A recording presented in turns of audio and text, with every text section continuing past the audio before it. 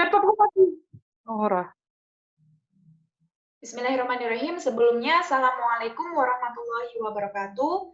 Kelompok kami akan menyampaikan mengenai Green Supply Chain Management, di mana disusun oleh saya sendiri, yaitu Vidi Hidayati, kemudian ada rekan saya Nurul Istiqomah, dan rekan saya yang satunya lagi, yaitu Yusnia Paramita. Yang akan dibahas antara lain yaitu yang pertama ada introduction, kemudian yang kedua ada pengertian, selanjutnya ada perbedaan SCM konvensional dengan GSCM, dan yang terakhir ada fungsi operasional dan aktivitas GSCM.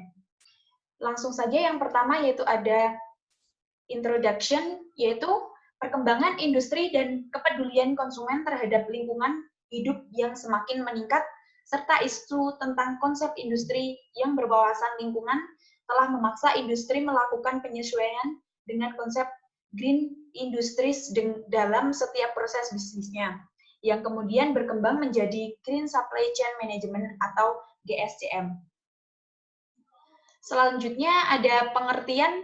Yang pertama, menurut Giraj tahun 2012, GSCM merupakan sebuah inovasi dalam penerapan strategi rantai pasok yang didasarkan dalam konteks lingkungan yang mencakup aktivitas-aktivitas seperti reduksi, recycle, research, dan substitusi material.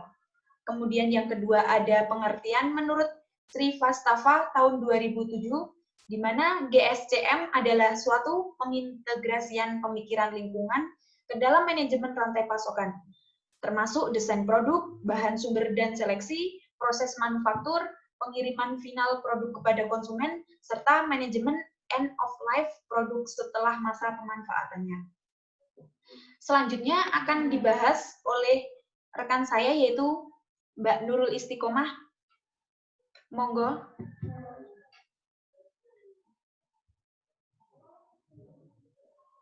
Terima kasih Mbak Vidi. Selanjutnya yaitu materi yang akan kita bahas yaitu perbedaan supply chain management konvensional dengan green SCM.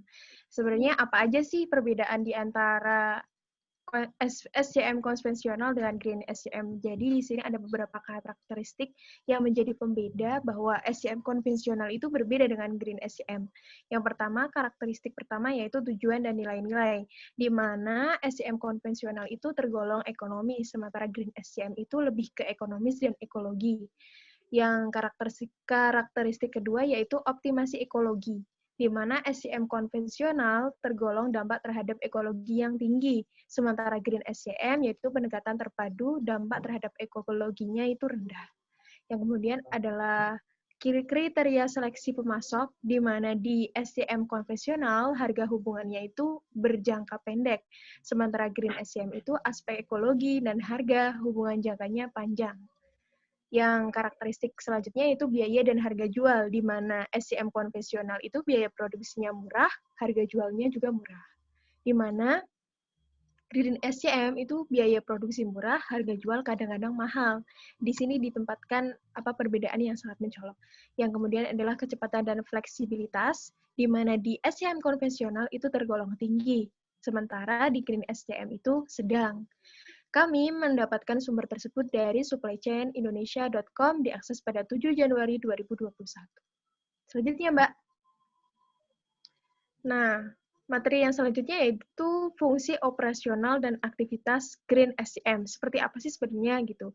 Menurut Nin Lawan tahun 2010 dan Toke tahun 2010 menjelaskan terdapat beberapa fungsi operasional dan aktivitas-aktivitas di dalam Green SCM. Di antaranya yaitu pertama pengadaan hijau atau green procurement, yang berarti bahwa pengadaan hijau itu seperti apa, berkaitan dengan keadaan lingkungan pembelian yang terdiri dari keterlibatan dalam kegiatan pengurangan pembelian, pemakaian ulang, dan daur ulang bahan-bahan pada proses pembelian.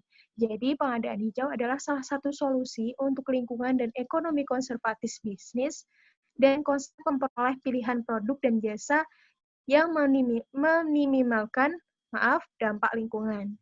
Jadi seberapa besar usaha perusahaan itu untuk meminimalkan dampak lingkungan terhadap bisnisnya tersebut. Ya, di sini ada beberapa aktivitas, yaitu yang pertama adalah pengadaan hijau yang tadi saya sampaikan, di pengadaan hijau tersebut ada 2 materi, yaitu pemilihan supplier dan kemudian mempromosikan kegiatan daur ulang dalam usaha meningkatkan kesadaran lingkungan dan mengurangi penggunaan bahan yang berbahaya bagi lingkungan. Materi yang akan selanjutnya akan dijelaskan oleh rekan kami, yaitu Mbak Yusnia Paramita. Mbak Yusnia. Baik, fungsi operasional yang kedua yaitu manufaktur hijau atau green manufacturing. Ini berkaitan dengan proses produksi yang menggunakan input ramah lingkungan. Bahkan saking ramah lingkungannya bisa tidak menghasilkan polusi atau limbah, dan ini sangat efisien. Kemudian, aktivitas dalam manufaktur hijau itu ada 3, yaitu pengontrolan penggunaan zat berbahaya, pemeliharaan kualitas air, dan kontrol kualitas input sebelum pengolahan. Kemudian yang kedua, teknologi efisiensi energi, yaitu dengan mengurangi daya konsumsi dalam produk, meningkatkan masa hidup produk untuk meningkatkan efisiensi dan produktivitas, meningkatkan kapasitas mesin, dan perbaikan desain produk. Kemudian aktivitas yang terakhir yaitu mempromosikan penggunaan daur ulang, meningkatkan kesadaran lingkungan, dan untuk mengurangi penggunaan bahan yang berbahaya bagi lingkungan. Selanjutnya,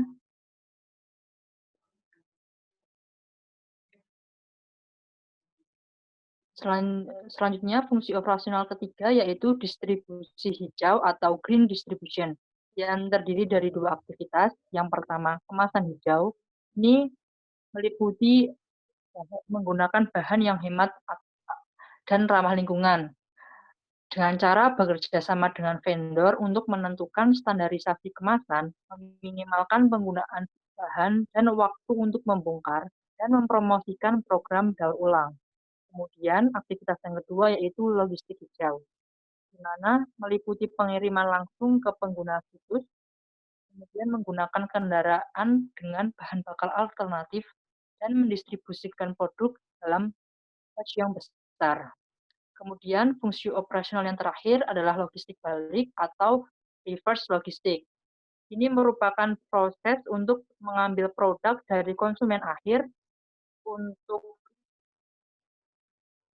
nanti dianalisis untuk meningkatkan nilai dan untuk menentukan pembuangan yang tepat.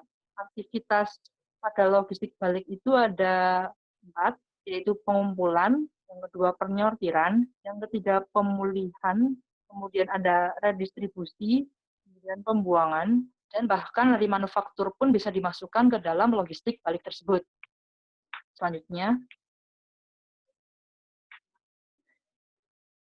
mungkin cukup sekian dari kelompok kami yang dapat paparkan. Mohon maaf jika ada salah dan kurangnya dalam presentasi.